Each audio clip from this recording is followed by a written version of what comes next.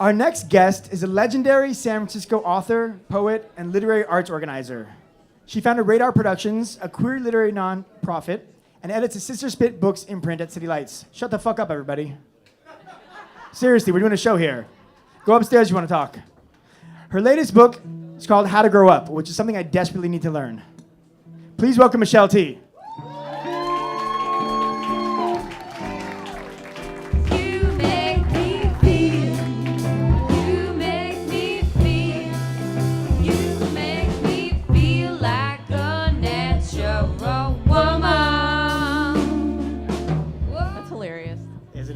Isn't it? All right. Michelle T. I always want to give Michelle a big shout out because she was one of the first people when I was making zines and first doing books and stuff who gave me a blurb for my book. So I think that's really cool of her. Thank you again. You gotta blurb each other's books. It's like you have to blurb each other's books. Absolutely. You have to. I met her because I was working at Pasta Pomodoro around the corner. I was eating at Pasta Pomodoro around She the was. corner. And I was like, hey, I hear you write stuff. I do too. So your new book is called How to Grow Up? Yeah. So here's my question. How do I grow up?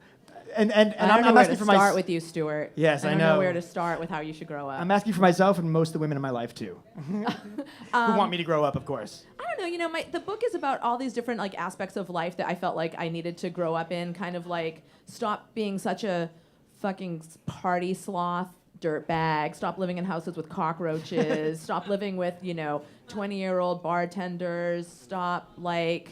No offense, 20-year-old bartender. Someone has to live with you. I just, when you're 40, maybe not.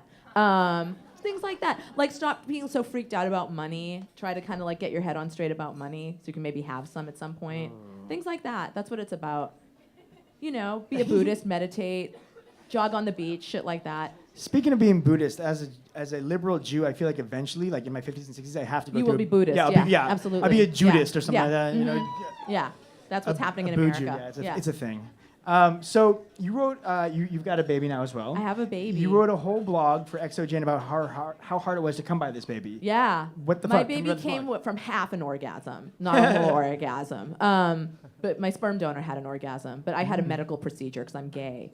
So there was half an orgasm involved in it. This is actually the best story about my baby. I mean, there's actually a million great stories about my baby, but this one is really fun. So my sperm donor is this amazing drag queen. He's an artist. He's just like the best person that you want to get sperm from. And he was so just dogged and earnest, and like he would just come over to my house and jerk off in my kitchen, like whenever I was ovulating. And then we found out that it was going to have to be a bit more medical than that because I just wasn't, I'm old. I'm an old woman. I needed to get my young wife's eggs in my body, and it was a very complicated situation. But he had to go and jerk off in the little jerk off rooms at the clinic. The fertility clinic. And he goes there, and here we are, San Francisco, 2014, it was last year or whatever. No gay pornography for this drag queen, to pleasure himself with, and why should he have to use his imagination when all these straight guys don't have to use their imagination? So he ended up doing this really funny thing where he brought, because I guess he had to do a few sessions, he brought his computer with him. He popped in a DVD. He took a little video of his dick as he was jerking off. He wrote on it, "Who's your daddy?" Popped it in the VCR, the DVD player for the next person. Isn't that great? I mean, I just like that my baby, like before he was even like born, he was like involved in like political art, queer art, kind of. It's awkward because I was that next person, actually. Yeah, I'm not That's allowed to. awesome. Would you ever donate sperm? I would, actually. I don't think anybody would want it, though, so... Oh, no, No, I always think about that. Like, if sperm banks had been around in Shakespearean days, like, his shit would be like, Mercutio married his sister. They didn't know. Because, anyways, those are just things I think to myself all the time. So, speaking of, like, fucking art and being rad and countercultural shit, you're a revolutionary and an activist. Tell me something you plan on doing or as a mother that might scandalize American mainstream or be kind of like, fuck the man. Oh, God. Or does that chill you out? I Does don't that chill you out? Does that what? Does being a mom be like, all right, it's going to chill me out I mean, a I'm little bit? kind of chilled out to even want to be a mom. I think I had to chill out a little bit. It's a product of being a bit more chilled. But I probably, without really thinking about it, am imparting values and experiences to my baby that, like, I don't think anything of, but some weirdo in the Midwest would. No offense to the Midwest. That comic was so great. I'm glad you're out of Kansas. I don't know. You know, there's this great artist. One of my favorite artists in the city is Zarathustra. And one of the pieces, one of the things that he does is he has this motif, Stop Men. And he like spray paints it all over the place. And he did a onesie for my baby, a Stop Men onesie. So I definitely am toting my baby around town in a Stop Men onesie. And somebody had asked me at a Q&A, they're like, oh, do you plan on continuing to dress your baby in misandrist fashion? And I was like, I mean, you know, suggesting that men should be stopped isn't the same as hating them, is it? I don't know, you know? What? Get a blue one? All right, why not? Yeah, why not? Get a blue one.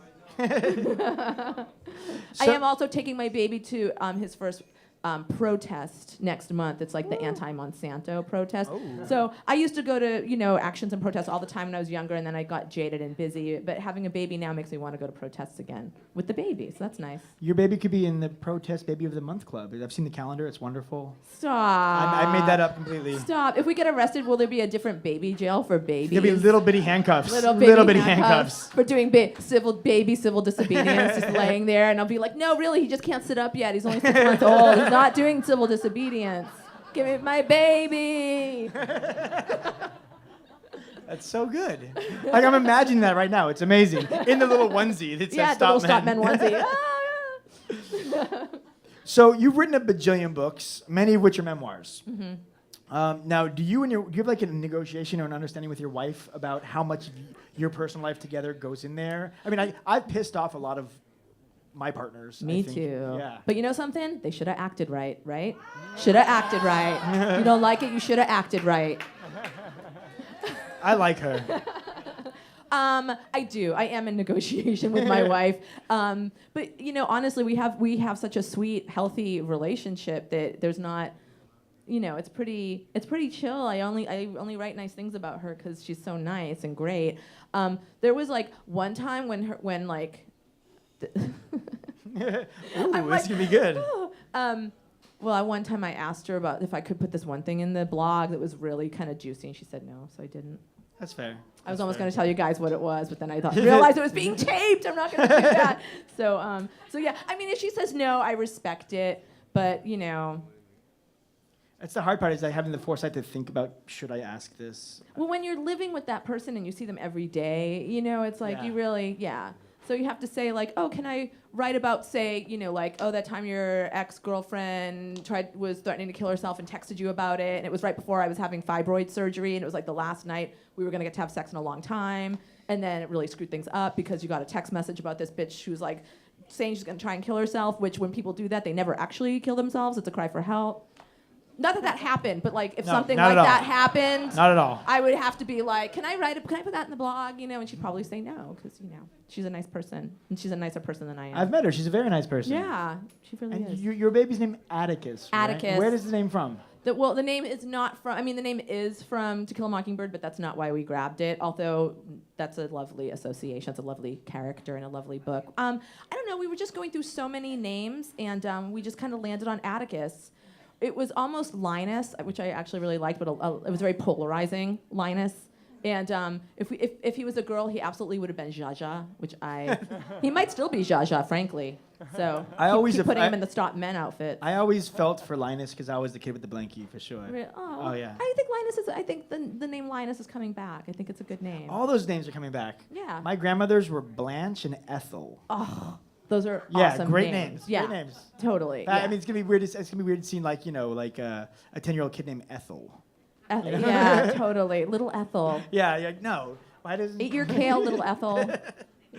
Kale. Speaking of kale, I'm always the people who like were kale farmers like 3 years ago. They must have woken up and be like, "You got to be fucking kidding me." They're like, yes! How did this happen? Yeah, they're total ballers now. All the kale farmers. So I know you do astrology and you do tarot card reading. Mm-hmm. Tell me, am I going to be poor as shit forever? Oh God, Stuart, I should have brought my tarot cards. I could have had you pick a card. No, there's no reason. You have to do the money magnet chant. I wrote about it in my How to Grow Up book. Let's all do it together, because I bet, unless you're like fucking filthy rich, then like you've got enough. Shut up. Don't do the money magnet chant. This is just for the people who need it, okay? So zip the lips. Okay, so everyone repeat after me. I'm a money magnet. I'm a money magnet. Money comes to me. Money comes to me. Money loves me. Money loves me. Money is sexually attracted to me. Money is sexually attracted to me.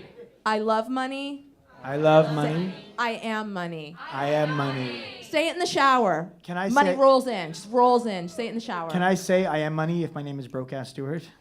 Well, you might be fucking with yourself a little bit. You So might many have ways. to. You might have to change your name to Rich Ass Stewart. Upwardly as an mobile Stewart. affirmation. Yeah, upwardly mobile Stewart. Soon to be gentrifying Stewart. All right. So, sure.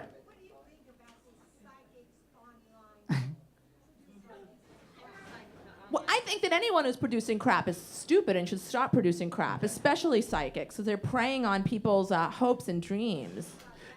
Yeah, stay away from them. The Stay away question from was, what do you think about the psychics online who are producing crap? And Michelle gave a great answer. Good. Thank you so much. I'm glad you're here. Anyways, Michelle, thank you so much You're for being here. You're a welcome. wonderful guest, and thank you. You're welcome. Carry on.